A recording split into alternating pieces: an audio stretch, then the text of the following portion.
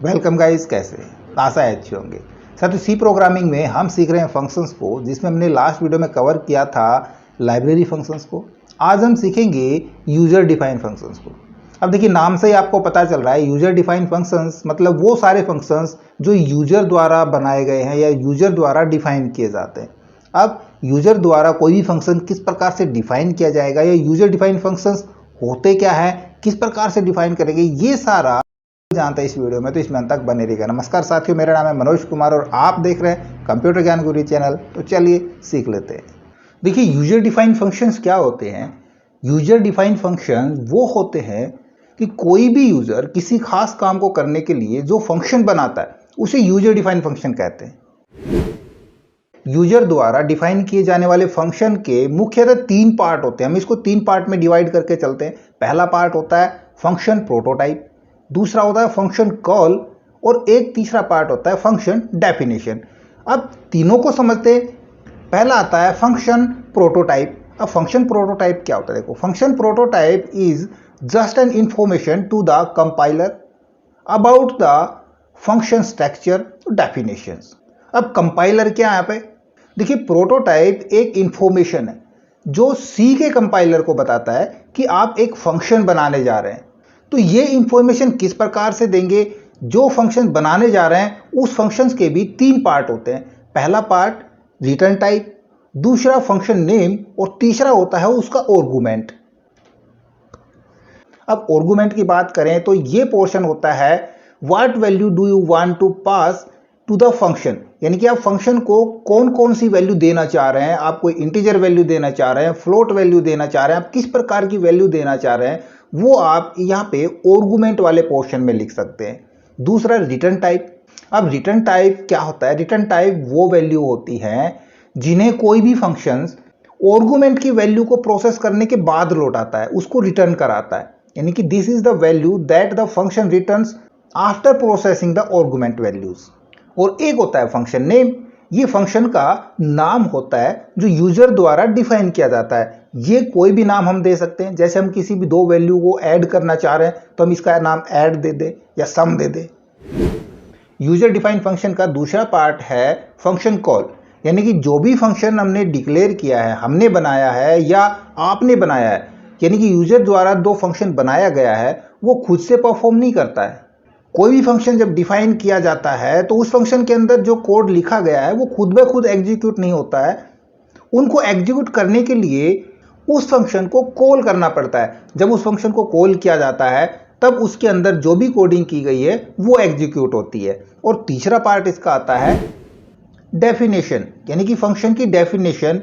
यह वो ब्लॉक होता है जिसमें कोई भी फंक्शन या परफॉर्म करने वाला इसकी कोडिंग लिखता है। यानी कि जो भी फंक्शन हम बना रहे हैं या आप बना रहे हो, उसकी पूरी कोडिंग जिस ब्लॉक में लिखी जाती है उसको फंक्शन डेफिनेशन ब्लॉक कहते हैं। किसी भी प्रकार के एक फंक्शन को 4 तरीके से लिखा जा सकता है। मान लीजिए हमने किन्हीं भी 2 संख्याओं का ऐड कराना है, तो उसके लिए हम फंक्शन लिखें, उसके 4 तरीके लिखने के। एक नो आर्गुमेंट नो रिटर्न। जैसा कि हमने आपको बताया, किसी भी फंक्शन के 3 पार्ट होते हैं जब हम कोई फंक्शन डिक्लेयर करते हैं। पहला रिटर्न टाइप। रिटर्न टाइप हम लिखें वॉइड। इसका मतलब हम यहाँ पे कोई भी रिटर्न नहीं दे रहे हैं तो लिखेंगे वॉइड। उसके बाद फंक्शन नेम, हमने फंक्शन नेम दिया ऐड। और उसके बाद तीसरा पार्ट होता है आर्गुमेंट। आर्गुमेंट भी यदि हम कुछ नहीं दे रहे, नो आर्गुमेंट कर रहे हैं, तब हम यहाँ भी वॉइड टाइप करेंगे। और ये पूरा क्या कहलाता है, ये पूरा कहलाता है प्रोटोटाइप। एक प्रकार की इंफॉर्मेशन हो गई जो हम सी के कंपाइलर को प्रोवाइड कराते हैं।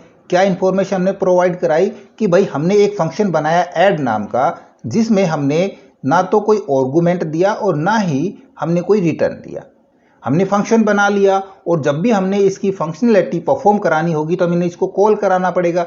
और जब भी हम जैसे इसको कॉल कराएंगे तो सीधा अपनी डेफिनेशन पे जाएगा जहाँ पे इसकी कोडिंग की गई है कि ये परफॉर्म क्या करने वाला है।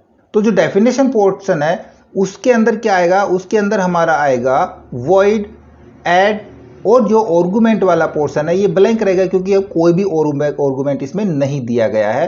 और उसके बाद करली ब्रैकेट्स के अंदर इसकी पूरी स्टेटमेंट लिख दी जाएगी, वो स्टेटमेंट जो इस फंक्शन ने परफॉर्म करानी है। इसी प्रकार दूसरा विद आर्गुमेंट नो रिटर्न्स।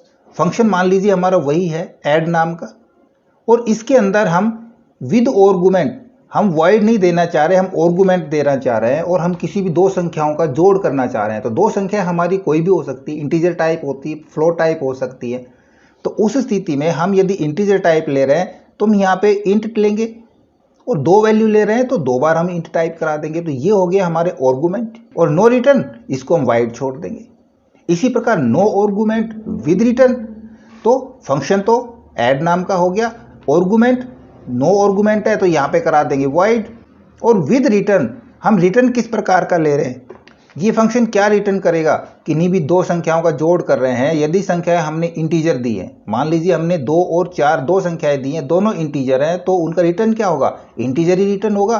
तब हम यहाँ पे रिटर्न टाइप के अंदर इंट टाइप करा देंगे। यदि फ्लोट टाइप की वैल्यू है तो फ्लोट ले लेंगे। चौथा partition with argument with returns. तो जैसा हमने अभी समझाया किस प्रकार का रिटर्न हमने लेना है, जिस प्रकार के आर्गुमेंट देंगे। फंक्शन हम वही लेते हैं ऐड नाम का, आर्गुमेंट विद आर्गुमेंट में हमने ले लिया इंट, और इंट तो रिटर्न भी हमारा क्या होगा, इंट होगा।